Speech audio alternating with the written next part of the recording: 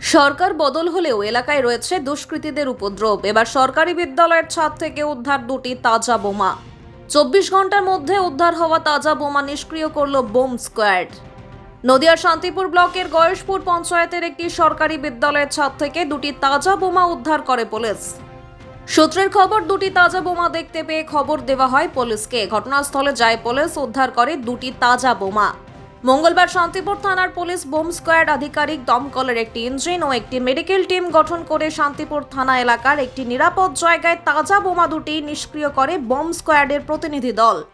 সম্প্রতি শান্তিপুর থানা এলাকা থেকে একাধিকবার তাজা বোমা উদ্ধারের ঘটনায় চাঞ্চল্য ছড়িয়ে পড়লেও এখনও অব্যাহত রয়েছে দুষ্কৃতীদের উপদ্রব, যার প্রভাব রয়েছে এখনো গয়েশপুর এলাকায়। এবার দুষ্কৃতীদের উপদ্রব কমাতে কড়া অ্যাকশন মোডে পুলিশ।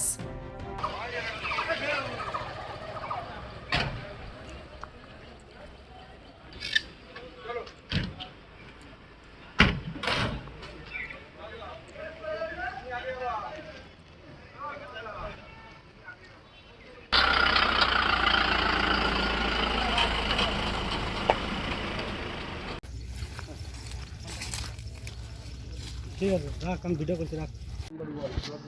বলছি, আপৎকালীন পরিস্থিতিতে অনেক কিছু ব্যবস্থা করা হয়েছিল, আপনার ফায়ার ব্রিগেড পক্ষ থেকে এসেছেন, আদৌ কি হলো এখানে? আদৌ বলতে আমরা গতকাল রাত্রি 10:30টার সময়তে মানে থানা থেকে একটা চিঠি পাই।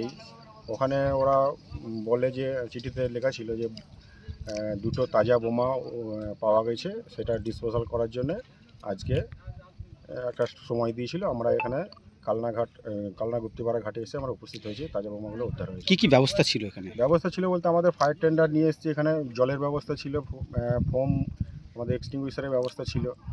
যদি কোনো অঘটন ঘটে যখন ডিসপোজালের সময়, সেই ব্যবস্থাগুলো আমরা গ্রহণ করেছিলাম। আচ্ছা, কারা বোম নিষ্ক্রিয় করলো? কারা বোম নিষ্ক্রিয় করলো বলতে এখানে সিআইডি টিম এসেছিল, ওনারাই বোমটা নিষ্ক্রিয় করেছে। আচ্ছা, কতক্ষণ সময় লাগবে?